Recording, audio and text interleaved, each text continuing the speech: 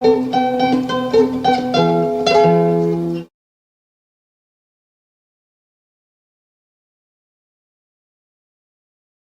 Essen und Trinken.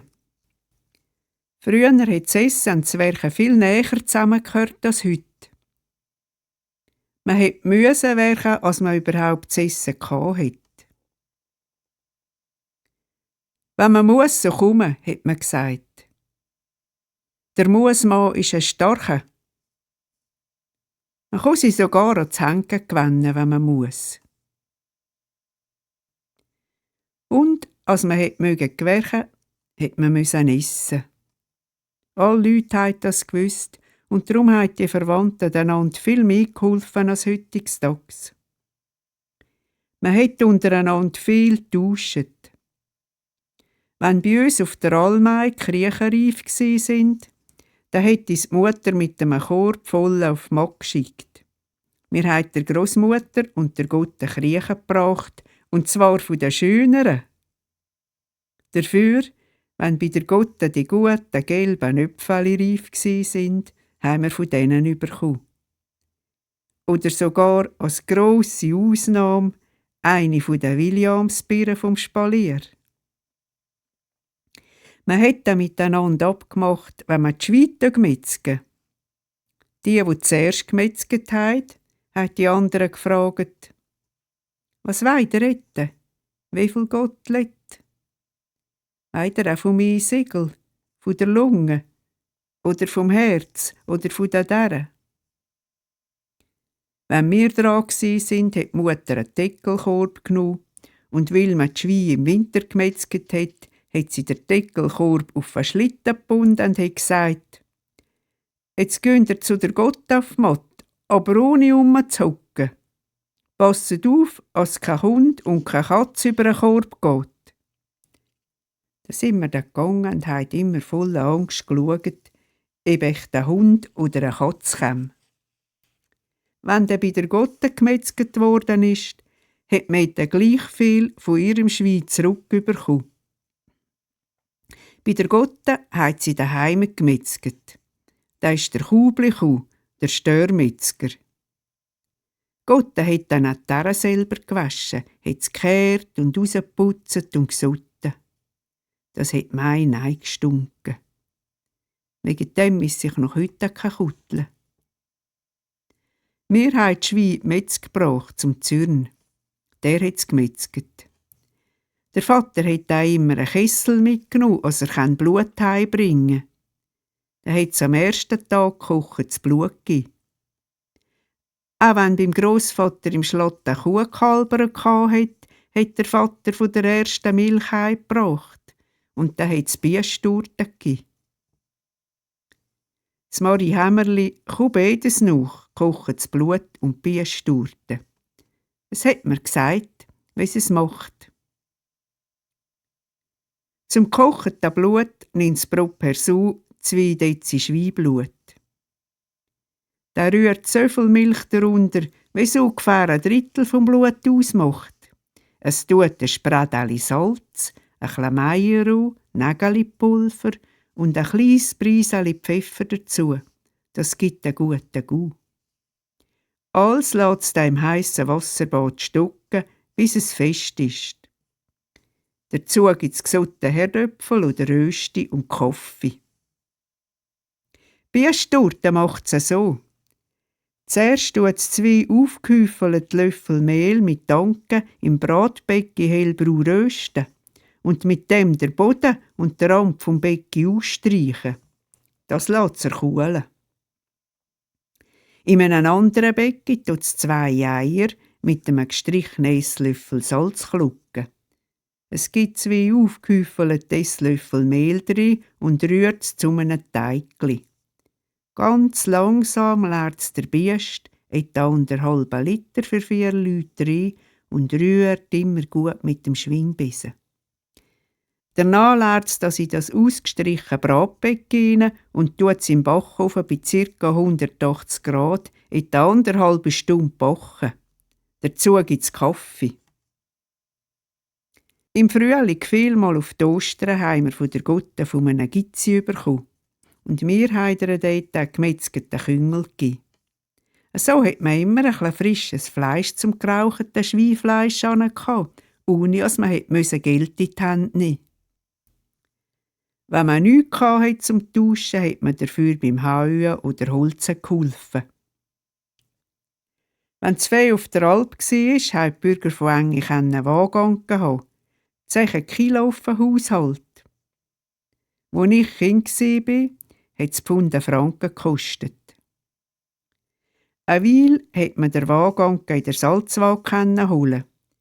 Der war damals beim Schuhmacher Knobel bei der Schule. Für einen Wagen hat man ein Geschirr mitgenommen und ein Blatt Mangold zum den Ranken zu decken.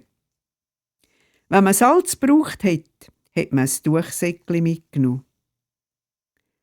Später ist der Wagen in der Milchzentrale ausgewogen worden.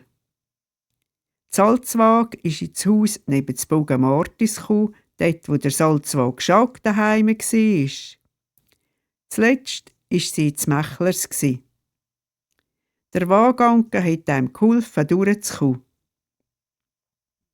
Und natürlich hat man Rüten gehabt, hat einen Haufen Herdöpfel hinein und hat Gemüse gepflanzt, wo man lange halten konnte. An den Rütengängen hat man in das letzte Loch Schweinbohnen hinein. In einem Saatenplatz hat man Stangenbohnen, Kabis, Rüebli und natürlich auch Gemüse, das man im Sommer gegessen hat, gezogen. Etwa Salat oder Blumenkohl. Der Kabis hat man im Herbst im Keller an eine Stange gehängt und die Rüebli in eine Kiste mit Sand vergraben. Während dem Sommer ist man fast jeden Samstag und Sonntag in die Beere.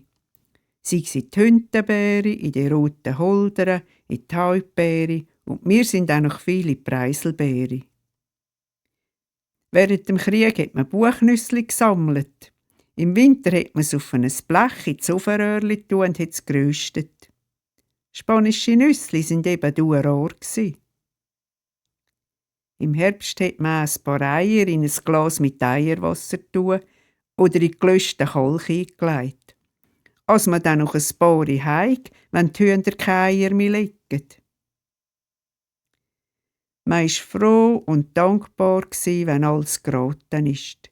Wenn man viel Herdöpfel bekommen hat und sie nicht gemaset oder geschäbert sind und nicht gefault haben.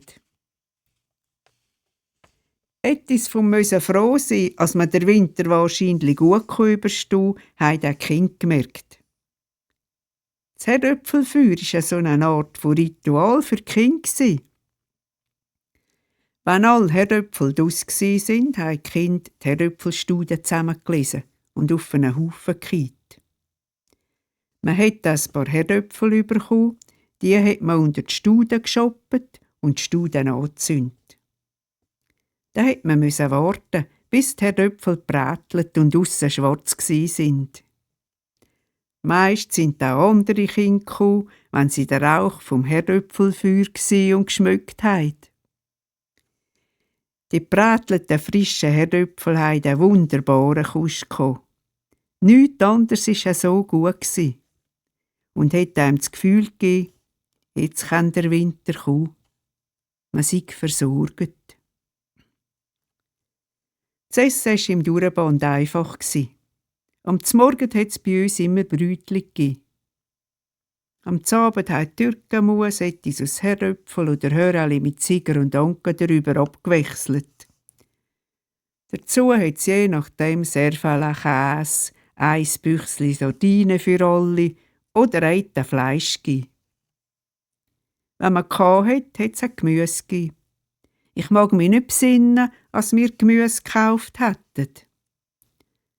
Salat mit Zucker dran hat es nicht im Sommer gegeben. Im Winter dicke Äpfelstückli und an einem Sonntag teuer Zwetschgen. Am Znacht hat es meist eine Suppe gegeben. Und nachher ein Brot oder Herdöpfel und etwas dazu. Der Vater hat von dem immer das Doppelte bekommen. Eine ganze Servele und die Mutter und die Kinder eine halbe. An einem Sonntag hat es immer Fleisch gegeben. Wenn wir kein eigenes hatten, hat es vielmal Fleischvögel gegeben, mit dem Mariamli Brot und Speck drin. Das hat dann auch mich ausgesehen. An einem Sonntag hat man auch das Vesper gegessen. Wir haben allwegs beim Kieslig einen Schnitz Zitronenkuchen kaufen. Bei der Gotte hat es Ankenzelte oder Drusenzelte gegeben. Wenn einmal gegen den Monat im Geldsäckel kein Geld mehr war, dann hat die Mutter unter den Küchentüchli in der Schublade die roten Rappen vorgenommen, die sie immer dort rein tun hat. Und meistens hat es dann für ein Brot gelangt. Dann haben wir Brot und Milch bekommen. Hunger haben wir nie müssen. Auch das Essensgeschirr war einfach. Ich habe noch einen Holzlöffel von einem meiner Urgroßväter, den er mit ihm gegessen hat. Meine Mutter hat als Kind von einer Frau manchmal ein Ankenbrötchen bekommen. Die Frau hatte anscheinend kein Besteck oder hat es nicht gebraucht. Sie hat den Anken mit den Fingern auf das Brot gestrichen.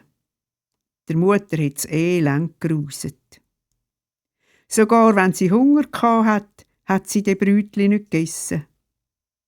Sie hat die Ankenbrötchen im Abend auf einen Balken aufgetan. Bis die Grossmutter einmal eine ganze Reihe harte Brötchen dort oben gefunden hat. Da ist alles rausgekommen. Eine Frau von Netschl hat mir erzählt, wie sie allwegs bei der Grossmutter auf dem Kirzer bewirtet worden sind. Sie sind meistens am Morgen die eine frühe losgezogen auf Mullis und auf den Kirzer rauf. Weil die Grossmutter gewusst hat, dass sie den köhligen Hunger hat, wenn sie da oben gesehen sind, hat sie immer ein Geschirr Schweibohnen gereiset. Man hat dann mit der Hand die Schweibohnen rausgenommen, hat es ausgedrückt und das weich gegessen. Die Kinder konnten die harten Schalen sein lassen. Auch bei der Gottesmatt haben alle lang aus einem Geschirr gegessen. Auf dem Tisch ist ein Becken mit Türkenmus gestanden und alle ringsum hatten einen Löffel und aus dem Geschirr rausgegessen. Mir hat es gruset, weil der Vetter Köbi einen grossen Schnauz hatte. Ob dem hat es mich geärgert. Ich habe dann immer geschaut, als ich mit dessen nicht zu Nacht zu suchen gekommen bin, wo der Vetter Köbi gegessen hat. Aber die Hauptsache war, man hatte dort ins Essen gehabt. Meine Mutter hat sich noch an eine Frau besinnen, die allein gelebt hat, und die ist verhungert und niemand hat es gemerkt. Und so im Schlatt oben hatte sie in den 20er Jahren einen Urner mit einem ganzen Pfarre Kind gehabt. Er war presthaftet und hat Geschirr und Zähne geflickt. Die mussten hungern. Mitten im Winter sei dann ein Polizist gekommen und hat alle mitgenommen. Es hat geschneit und der Landjäger hat ein Kind auf den Armen getragen. Das hat keine Schuhe und keine Strümpfe angehabt. Es hat geheissen, sie kämen ins Armenhaus auf Altdorf. Nichts Dummes war es, wenn ein Vater getrunken hat. Eine 1913er Jahrgängerin von Gloris hat mir erzählt, ihre Grossmutter sei vom Vater an eine Wittling mit 7 Kindern verschachert worden. Sie selber hat auch noch einmal 7 bekommen. Der Mann hat fast alles versoffen und wenn er besoffen war, hat er die Kinder abgeschlagen. Dann hat Salbigs Grossmutter genommen und alle in Geissgaden eingesplossen, wenn sie der Vater gehört haben, zum Haus kommen. Sie hatten vielmal Angst und Hunger müssen leiden. Es hat darum viele Redensarten über das Trinken gegeben. Etwa, beim Weissen musst du harren, beim Roten sparen. Von einem, der getrunken hat man gesagt, der büht nur an seinem Gelust.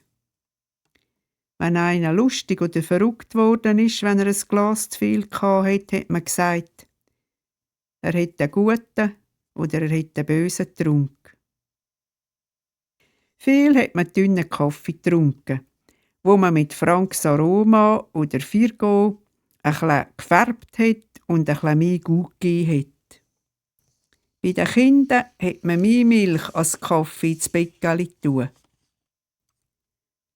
Man hat auch viel Wasser getrunken.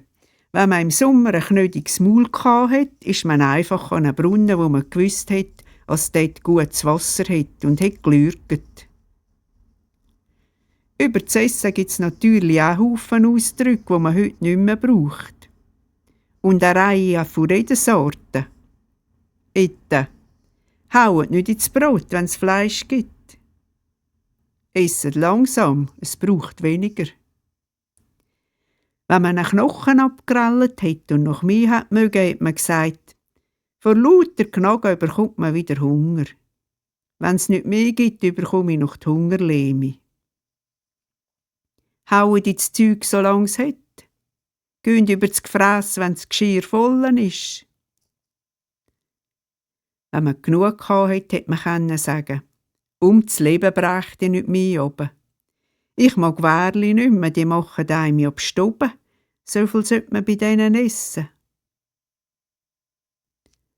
Wenn man noch Hunger hatte nach dem Essen, hätte man noch einen Schneffel oder einen Schnatz oder einen Rugel oder ein Beisen Brot haben.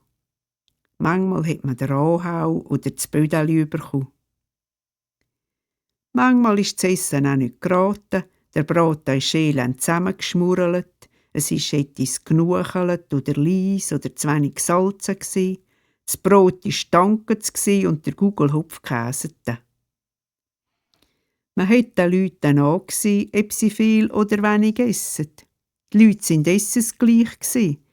Die einen gespeselig, die anderen rund. Die einen haben trüd, die anderen haben bauset. Die Frauen hätten nur hinten runter bausen sollen.